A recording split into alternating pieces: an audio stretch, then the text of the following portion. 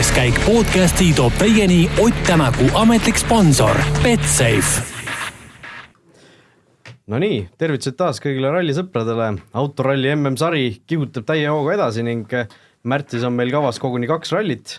Kui mõned nädalad tagasi elasime kaasa Mehhiko etapile, siis nüüd on sõitjad ja tiimid ookeani tagant korraks tagasi tulnud ning sel nädalavahetusel ootab siis ees Korsika etapp, millest me siin nüüd kohe ja praegu rääkima hakkame. Mikrofonide taga ikka endiselt minu nimi Raul Õessar ja teise mikrofoni taga siin üle laua Karl Kruda. Tervitused ka minu poolt. No Korsika ralli, kõigepealt, mis sulle esimesena sellega seostub? No see on asfaldiralli, see on 10 000 kurvi ralli, see on väga raske ralli kindlasti. Sa ise oled seal käinud ka tegelikult, rääkisime siin enne, kui selle saate käima panime, et oled seda nii-öelda eesautot seal sõitnud kunagi. Ja, minul on anda au sõita just T-Maci jaoks, kuna ma seal 2016 sain T-Maci meeskonnas või ridades üleüldse sõita mõned etapid, siis ka see oli see üks etapp, kuhu ma läksin, et nii-öelda seda legendi teha ja kontrollida ja tegelikult siis hommikuti või öösiti ma sõitsin mägedes just T-Maci refi tarnija jaoks nii-öelda seda eesautot, et mitte isegi nii-öelda kellegile teisele, aga kuna Ott oli ka T-Maci meeskonnas, et siis mina sõitsin seda, et ma kontrollisin, mis ilmastikolud on mägedes, et mis oleks nagu kõige ideaalsem ref valida ja kui palju on märga, niisket, kuiva ja kõike neid asju. Et väga huvitav kogemus, aga kui sa küsid mu käest, mis mulle esimesena meenub Prantsusmaa Korsika saarega, siis see, et tõesti, et see on kurvi otsa ja toit on super. No see on põhiline muidugi, aga läheme selle kurvide juurde tagasi, seda on räägitud ka kui kaardilugejate jaoks kõige raskemat rallit, kuidas Martin Järveagel muidu vist tekib selline motion sickness, merehaigus autos vist, et tema jaoks ikkagi väga veel eriti keeruline see ralli. Jah, selles mõttes õnneks on Matu juba nii palju seal kõrval pidanud seda merehaigust kannatama, et tal hakkab natukene mugavamaks see elu nagu minema. Vanast ajast ma mäletan seda, et ega kõik erinevad asjad said ära proovitud, hommikul söömine, mitte söömine, tabletid, arstlikud tabletid välja kirjutatud, et nagu et seda haigust ei tekiks, aga lõppkokkuvõttes ei olnud vahet, mida sa sinna kurgust alla toppisid, kui sa nagu reaalselt, kui sa autos kõige keerled ümber oma kesktelje või mis on siis nagu aeglased kurvid, et see vist on nii-öelda kõige valusam moment tegelikult inimese kehale, kui ta ümber enda oma telje peab keerlema. Et siis neid hetki ei olnudki võimalik lahendada ja mingi hetke pealt lihtsalt oli stop ja siis ütleme, et ise ka seda pealt ei taha vaadata, lased 50 meetrit edasi ja läheb siuke mõned minutid mööda ja saad eluga edasi minna, aga neid ikka tuleb vahepeal ette ja tegelikult see etapp ei ole üldse mugav etapp kaardilugejatele. Ühesõnaga järgmine auto, kes kaarti koostab, siis vaatab, et siin on asfaldi peal on mingisugune veider plekk ja siin on muda ja siin on jälle mingi roheline süke. Ei saa öelda, et alati roheline on, sellepärast, et olen, mis hommikul sööd. Igatahes, jah. Ükskord ta sõi arbuusi, ma mõtlesin, asi on ikka väga hapuks läinud, sellepärast, et punane oli asi, aga see oli lihtsalt õnneks arbuus. Igatahes Korsika ralli ülimalt keeruline on, ta on asfaldiralli, kui Monte Carlo oli ka selline esimene asfaldiralli hooajal, kus oli lund ka, siis Korsika peaks igatahes olema puhas asfalt, selle lume juurde me nüüd jõuame veel tagasi, aga Korsika ralli ajalugu kiirelt on olnud häid hetki, on olnud väga kurbi hetki, on seal mitmeid sõitjad lausa surma saanud, et tegelikult see ajalugu on päris selline, kirev on võib-olla liiga tore sõna selle kohta, aga selline vastuoluline. Jah, ja tegelikult Korsikat peetakse ka meie mõistes siis B-rühma ajastu lõpuetapiks, kuna seal 3 aastat järjest inimesed, raske on kuidagi seda sõnadesse panna, aga lõpuks selle asja lõpetaski meie jaoks ära Henri Toivonen ja Sergio Cresto ja seda videot on ka vist internetis tegelikult võimalik veel näha ja mure seal siis keerles ümber bensupaakide, kuna ei ole tänapäeva mõistes, nüüd on selleks ajaks välja arenenud nagu turvapaagid, mis on siis švammidega ja nii-öelda karbonfiibritest ja asjadest, et ta nii-öelda deformeeruks, kui autol on avarii, et ta nii-öelda ei hõõrduks ja ei tekitaks kuskilt otsast sädet, sest nende puhul oligi see, et mäe küljest pandi alla, mis võib-olla ei olnudki nii-öelda kõige valusam hetk, aga kuna paak murdus, siis see auto plahvatas momentaalselt ja mõlemad mehed kahjuks seal ka lõpetasid. Need mälestusmärgid ja seda kurvi ma olen täitsa vaatamas käinud ja see mägi on tegelikult päris tiip ja pärast seda seal on ehitatud nagu väike müür, aga seal ikkagi, kui Korsikal kunagi satud ja vaatad neid teid ja asju, siis kunagi neid äärmisi asju üldse ei olnud. Et siis need on võib-olla tagantjärgi ehitatud, sellepärast et seal vähe sellest, et see juhtus rallides, ma arvan, et seal juhtub kohalikel ka, et tegelikult see on nagu päris selline huvitav koht, aga kuna teed on nii käänulised, siis liiklus ongi aeglasem ja selles mõttes keskmine kiirus seal üleüldse on väga madal. Ühesõnaga, kaks võimalust on, et kui rajalt välja sõidad, kas sõidad mäest alla või sõidad vastu seda mäe külge, mis tihtipeale viskab sind kuskile mäest alla. et seal väga nagu variante ei ole, aga kui natuke värskema ajaloo juurde tulla, siis Marko Märtin 2004 suurepärane võit Korsika rallil alistas Sebastian Loebi.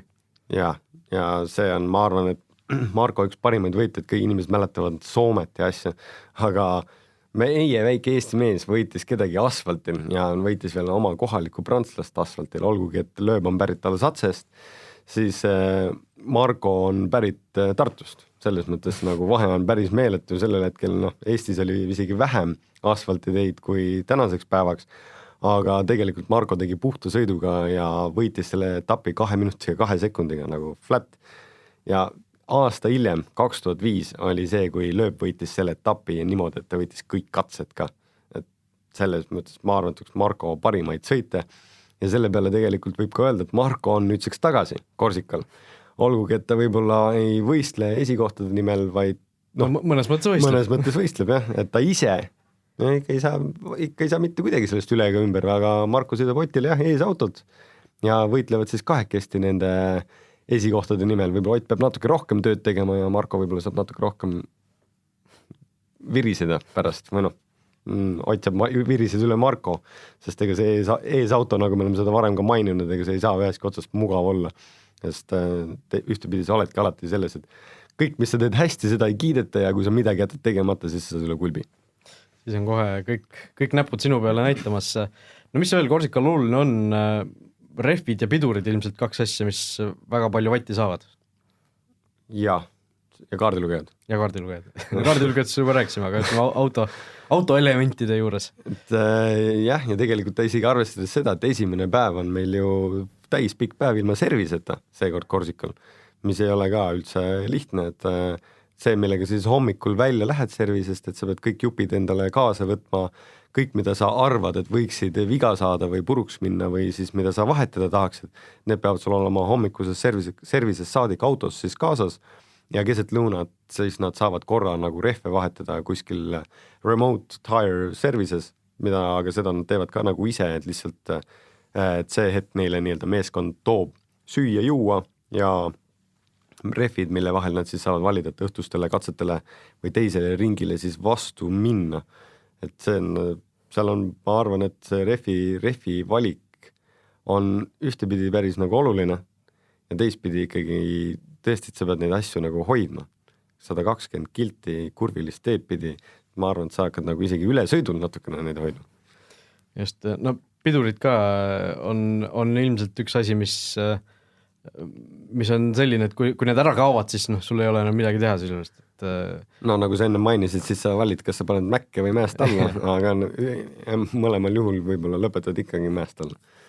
Pidurid on ka tegelikult päris raske teema seal, aga eks see nüüd tulles meie Eesti meeste juurde, ma loodan, et Roland Poom on nagu natukene ikkagi põhimõtteliselt teoreetilist tööd rohkem teinud, ma tean, et ta mingi testiga Inglismaal tegi muidugi asfalti peale, et minna vastu oma elu esimesele asfaltetapile, aga see pidurite hoidmine ja nende üle kontrolli hoidmine on üks keerulisemad asju asfaltile, eriti sellistel rallidel, et seal sa pead nagu natukene isegi tundub kahtlane, aga sa ei tohigi vahepeal pidurdada tegelikult, et sa peadki nagu lihtsalt gaasi maha laskma ja see on hull kontrollimine, aga ütleme, jõudu ja edu, sellepärast, et seal mägede vahel esimeseks asfaltiralliks Roland Poomil minna Korsikale. Ma ei tahaks olla tema nähas. Ütleme nii, et on lihtsamaid etappe, millest valida ja eriti, kui sa ei ole asfaltit veel sõitnud, aga ütleme nii, et küll ta sellega hakkama saab. Ken Torn siis on 1 aasta meil seal olnud ja teist korda küll tal tuleb paremini välja ja Ken on nii-öelda suhteliselt kiire, aga ma loodan, et neil mõlemal tegelikult läheb seal hästi. Just, nii et lisaks Ott Tänakule siis Jott WRC-s 2 eestlast veel Eesti sõitjad siis sõitmas, Ronald Poom ja Ken Torn. Aga no me nägime mõned päevad tagasi seda, kuidas levisid pildid sellest reke või kaardi koostamise ajast, kus seal mägedes oli noh, konkreetselt oligi lumi maas, kõik nägi välja nagu Monte Carlo. No, mis seal on? Korsika rallilt me ei oota ju sellist asja, sul ei ole seal mingisugust talverehv või lumerehv või midagi sellist. Kui seal, noh, ma rääkisin küll eile põgusalt Jaan Martinsoniga, kes on seal Delfi ja Eesti Päevalehe poolt koha peal Korsikal, eile õhtul oli see pressiüritus, kus sai sõitjate tiimidega juttu teha natuke ja Jaan ütles, et tiimid ei oota seal erilisi probleeme selle külmaga. Küll, aga noh, kui me vaatasime siin ilmateadet, siis seal kas või reedese kõige esimese katse, selle Pavella mäe katse, mis on merepinnast ikkagi, ma ei tea, 1200 meetrit äkki kõrgemal, et seal ikkagi ööseks on oodata öökülma, mis tähendab, et see tee võib ikkagi mingisugust musta jääd, sellist asja võib ju tekkida, et kuidas nüüd sõitjad selle kõigega hakkama saavad, et eesautod mängivad ikkagi jälle väga olulist rolli sel puhul, ma saan aru. Marko vastutab. Et nagu samamoodi, kui sa ütled, et sõitjad ise ei pea muret selle üle, siis tegelikult see annab ka nii-öelda aimduse. Et selleks hetkeks, kui katsed stardivad või hakkavad, siis tegelikult temperatuur peaks juba olema nagu nii palju kõrge, et see lumi või see jää ja see nii-öelda seda ei tohiks enam nii palju olla. Eks tegemist on kindlasti nii-öelda mäe seljataguste asjadega, et kus pohalt see päike paistma hakkab ja muud asjad, aga jah, selles, nagu ma ütlesin, et Marko vastutab selle eest vähemalt, et kui seal on mingi musta jää oht hommikul, et siis tema peab selle üles märkima või informatsiooni edasi andma, aga ma usun küll, et seal on täiesti okei, seal on Vahemere nii-öelda tuul ja tegelikult mere juba õhust tuleb natukene soola, et ma arvan, et see sool või see tee nii palju selle musta jääga kokku ei puutu, aga kui puutub, siis see on kindlasti meile kui pealtvaatajatele tegelikult põnev. Selles suhtes Ott Tänak on esimene autorajal, nüüd temal on nagu selles suhtes ei ole kõige parem seis ilmselt, et seekord võib-olla meile mitte nii põnev. Et ei saa nagu teiste vigadest õppida, kui seal midagi juhtuma peaks, aga kui see olukord ikkagi on selline, et ma ei tea, kuskilt täiesti saadetakse ilmataat, mängib vingerbussi, saabki mingisugust lund sinna, siis mis hetkel on see, kui ma ei tea, korraldajad, mis sa arvad, jätavad üldse selle katse ära? Kui hulluks asi peaks minema? Seda ma ei usugi, et midagi ära jäetakse sellepärast, et tänapäeva maailmas tegelikult sul on nagu soola võimalused asjad seda teed nii-öelda nagu puhtaks teha ja temperatuurid ikkagi tõusevad juba piisavalt kiiresti ja päike on päris kõrgel taevas, mis ka tegelikult seda sulatab ja teed nii-öelda puhtana hoiab. Ma kõige nagu alati siin mõni etapp tagasi ka Rootsis arvasime, et võib-olla midagi jääb nagu ära, et seal on nii hull sula ja värk, et tegelikult kõik toimis täpselt ilusti ja nagu ütleme need, et meie siin raadiostuudios ühegi aknata saame seda nii-enda spekuleerida. Tegelikult kui sa hakkad nagu, lähed siit tagasi pärast välja, siis vaatad, kurt päike on päris kena ikka täna. Et ma arvan, et seal midagi ära küll ei jäta ja teistpidi on ka kurb, et tegelikult ju rallil ongi ainult 14 katset. Hakkate veel midagi ära jätma, siis läheb ainult igavamaks meie jaoks.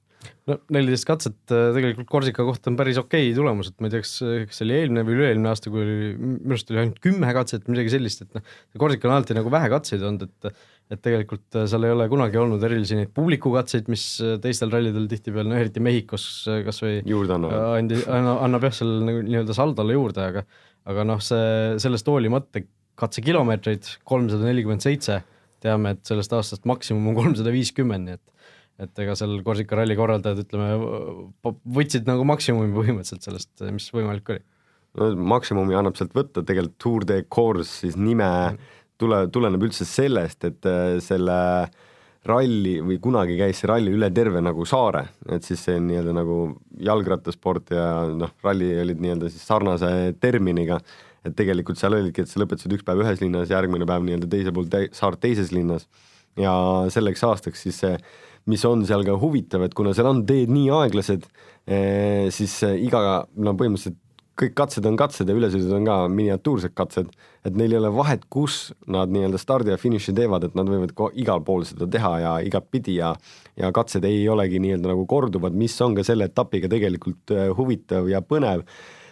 Võib-olla natukene Sebastian Loebile vastu tuldud, kui sa nagu mõtlema hakkad, et ainult 2 katset on kattuvad eelmise aastaga, ülejäänud on kõik tutikad. Selles mõttes kõikidel on nagu uus väljakutse ja kõik nad pidid kirjutama ja kaardilugejad pidid oma kätt nii-öelda nagu kätt kulutama ja sellele valu andma ja selles mõttes ega kui sa pead ka kirjutama ja sa pead pea maas olema, et siis kaardilugejatel oli kindlasti üks väga raske etapp ja lõpuks sa pead need legendid asjad kõik puhtaks tegema, et sul ühtegi nii-öelda nagu viga nendes asjades sees ei ole. Aga tõesti, et 2 katset on ainukesed, mida on nii-öelda nagu eelmistel aastatel sõidetud ja on ka Esa-Pekka Lappi tegelikult kes on ühte pikemat katset sõitnud aastal 2014, kui see oli IRC etapp või ERC etapp ja me korra siin kellegi arutasime, et tal võib-olla mingi eelis sellel katsel on, et sa tead, millised kohad võivad üllatada või milline betoonijupp teeb mingit lõiku nii-öelda natukene võib-olla libedamaks või kus on nagu rohkem just pidamist. Et tal ühel katsel on nagu väike eelis teiste ees, aga muidu on tegelikult kõik on uuesti uuel katsel peal ja peavad endast andma maksimumi 3. läbimisel siis, selles mõttes, et 2 korda saad sa tutvuda ja 3. kord sa paned täiega. Just, läheme natuke selle ralli, ütleme, soosikute juurde ka, võtame siin appi ka hea toetaja BetSafe'i koefitsiendid, et seda natuke ilmestada. Ralli võitja on siis soosik number 1 BetSafe'is vähemalt Ott Tänak, järgnevad kohe Sebastian Ogier, Ott Tänakul koefitsient siis 2,75, Ogier'l 3,50 ja järgnevad siis Thierry Neuville 6,00, Chris Meek 8, Sebastian Loeb 9 ja siis juba Jari-Mati Latvala, Elvin Evans mõlemad 12, Esa-Pekka Lappi 15, Tanis Ordo 25, Teemu Sunninen 35, keegi teine 50, et Tänakut ja Ogier'd peetakse ikkagi selgelt 2 meheks, kes siin selle võidu võiksid nii-öelda ära jagada, et mulle tundub, et just see Ogier väärtus on just kui siin parem, et ta on nii palju võitnud, ta on nii palju kogenud seal Korsikal, et ja hooaega tegelikult väga korralikult ka alustanud 2 ralli võiduga juba, kuigi ta ei ole MM-sarja üldliider, et ma arvan, et Ogier 3,50 on natukene parem väärtus kui Ott Tänaku 2,75, kui niimoodi vaadata. Selles mõttes sul on, ma arvan, et niipidi nagu õigus, et need coinfid pead ise nii-öelda nagu jälgima ja mõtlema ja hindama, et mis see kõige magusam punkt on, aga selleks korraks minu meelest on kõige huvitavam see, et on tehtud meeskonnasisesed võistlused, mis on siis, näiteks kui sa võtad Toyota meeskonna või Hyundai meeskonna, siis seal nii-öelda Hyundai meeskonna siseselt või Toyotas, siis näiteks praegu, kui Shakedown on hetkel käimas, siis Chris Meek on Shakedownil kõige kiirem ja tema meeskonna siselt, kes on nii-öelda number 1 Toyota meeskonnas, tema koef on 4. Et seal on nagu paar sellist nagu mõnusamat kohta, aga seal pead ka nagu meeles pidama, et kui sa näiteks Hyundai meeskonna mõistes võtad, siis tegelikult on nagu see, et Hyundai meeskonnas sõidab ainult 1 mees MM-tiitli peale. See on Thierry Neuville, sellepärast, et kõik teised sõitjad tema taga roteeruvad ja aitavad meeskonda nii-öelda nagu tiitlile viia, et selle peale, et kui tekib järjestus, et on näiteks Loeb ja tema taga on siis Neuville täpselt, et siis suure tõenäosusega need kohad vahetuvad ja või neid kästakse neid kohti vahetada, et see Neuville tegelikult on üsna nagu lihtne pakkumine, et ta nagu võiks nii-öelda selle meeskonna liider nagu olla. Samas teistel on lihtsalt need koefid on natukene paremad. Tegelikult seekord on nagu põnevaid asju, mida siit uurida. Jah, täpselt tahtsin just välja tuua ka, et selle ralli eel on väga palju erinevaid neid kategooriaid siin saadaval, et saab siin ennustada esikolmiku kohta, et endal jäi silma näiteks Esa-Pekka Lappi esikolmiku koht 3,50, kui jõuab esikolmikusse, et siis saab raha 3,5 kordselt tagasi. Võitja autot saab ennustada, ehk siis seal on näiteks Toyota 2,30, Citroen 2,75, et Citroen on tegelikult ju väga tugev olnud Korsikal alati ja 2,75, miks mitte. siis veel nagu sa ütlesid, parimad need meeskonnasisesed paremad on ju, ja siis siin ka näiteks ralli liidrit esimese päeva järel, ralli liidrit teise päeva järel, Ott Tänaku koefitsiendid siis täiesti olemas ja lisaks veel päris paras ports igasuguseid neid nii-öelda head-to-head koefitsiente, et kes nii-öelda see 2 sõitjast saab parema koha. Ja lisaks on ka veel päevapakkumised. Nii-öelda nagu meie mõistes lähed lõunale 4.90, siis siinsel puhul on siis, et Ott Tänak juhib esimest päeva on 2.70, et see on jube hea päevapakkumine. Et jah, see tundub täitsa okei, nii et kui toome veel mängu selle, et Betsafe'is on ka uue kliendi pakkumine endiselt olemas, et kui teed endale konto ja panustad seejärel vähemalt 10 euro eest, vähemalt kohviga 1,5, 2,7 on ikkagi selgelt vähemalt 1,5, siis Betsafe annab omalt poolt 25 eurose tasuta panuse ja sellist diili saab kasutada siis 4 kuud järjest, nii et kokku siis on võimalik endale 100 eurot tasuta panustamisraha võita. Et selle valguses 2.70 Ott Tänaku juhtimine esimese päeva järel tundub päris paras väärtus. Ja, lisaks paned siin võitja auto, asjad, selles mõttes sellel rahal leiab nagu koha ja tegelikult võib nagu päris hästi tagasi visata. Et nagu see kord nad on teinud väga põnevad koefid, mul ei ole mitte midagi öelda. Ma olen nagu pikalt neid jälginud ja mõelnud, et kust otsast kõige targem oleks sellele asjale läheneda. Aga ütleme, et lõpuks tuleb usaldada Ott Tänakut. Just. Trust in Ott. Trust in Ott. Nii et igasuguseid erinevaid variante leiab panustamiseks. Võtame veel natuke tagantpoolt neid mehi, et väga nilbe, Raul, väga nilbe. Jah, see on kõik õnneks ju kuulajate kõrvades, aga see, et kes võiks sealt tagantpoolt nii-öelda olla sellised mehed, kes võiksid kas suurde mängu, esikolmiku mängu sekkud, et ma Teemu Sunini kohta siin tuli ju jutt välja, et M-Sport ütles talle, et lõpeta see kihutamine ära, et umbes, et too see auto ükskord finiši ka, et tema võib-olla nii kõrgele seekord ei küündi, aga ma ei tea, oligi see Lappi, Evans on jõudnud esikolmikusse, Tanis Ordo on asfaldi peal ju alati kiire. Ja see kihutamine võib-olla isegi Teemu puhul oli nii-öelda nagu hästi öelda, et talle tegelikult öelda, et lõpeta selle lõhkumine ära. Aga siit mina arvan, et Tanis Ordo ikkagi nüüd, kes on meil jälle tagasi tulnud, et okei, nüüd on teist etappi nagu järjest ja Mikkelsini asemel tema siis nagu on, aga ta on sõitnud asfaltid nagu palju aastaid ja ta on selles nagu väga terav.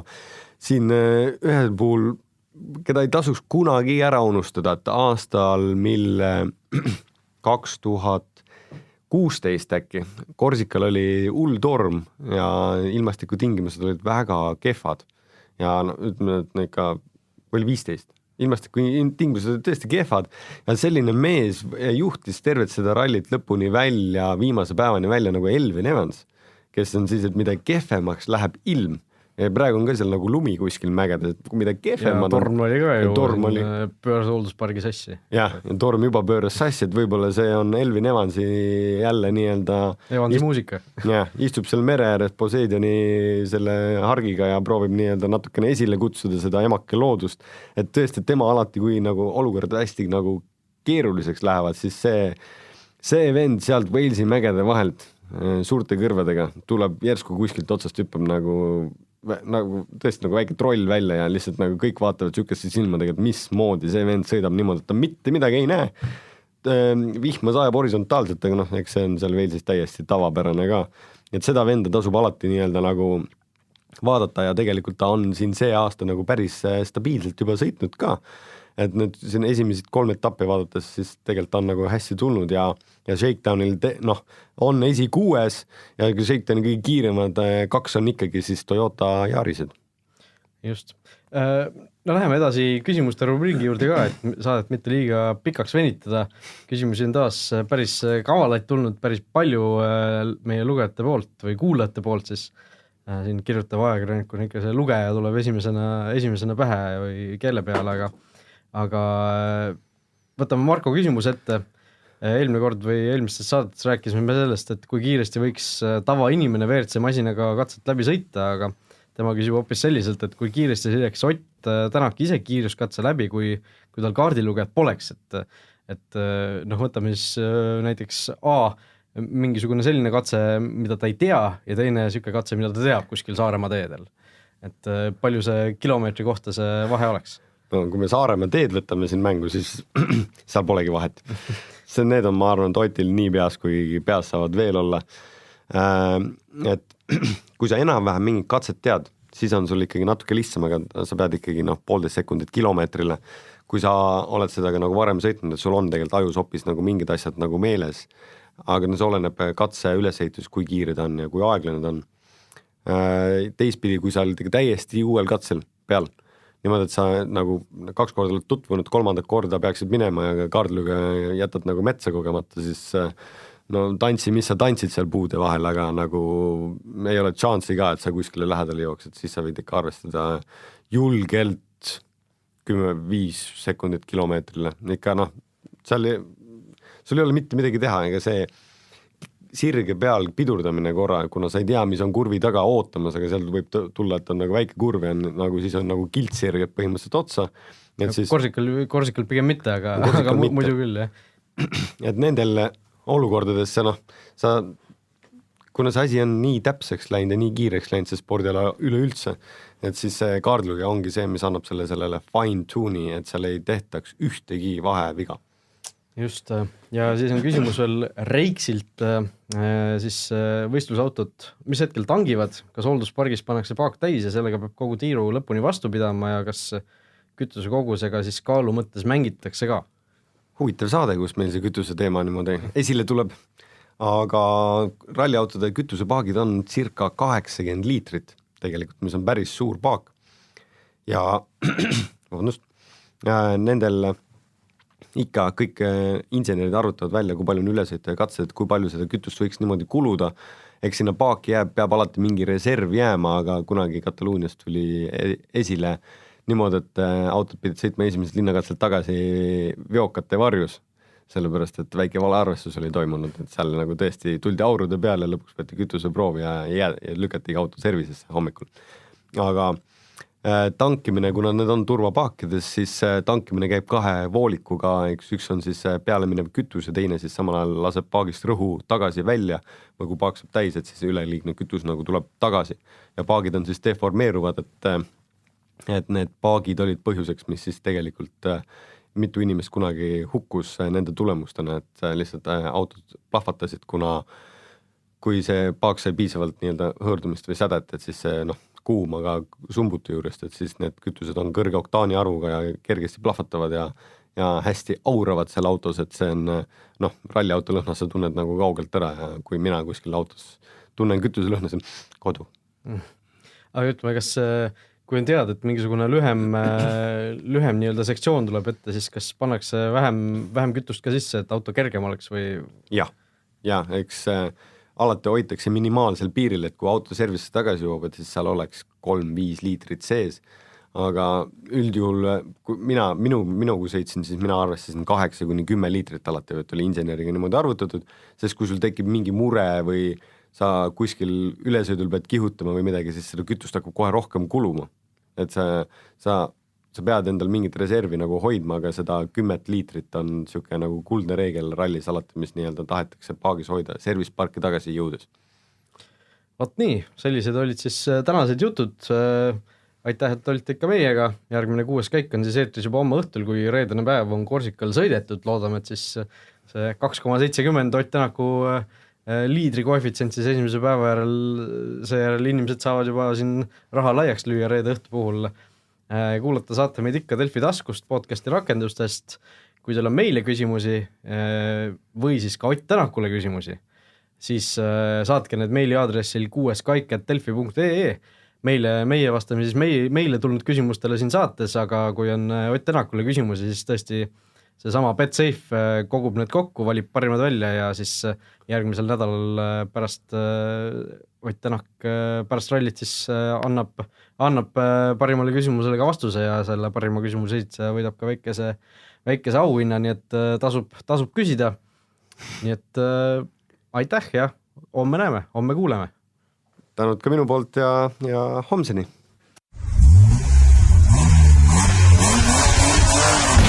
6. käik podcasti tõi teieni Ott Tänaku ametlik sponsor Betsafe.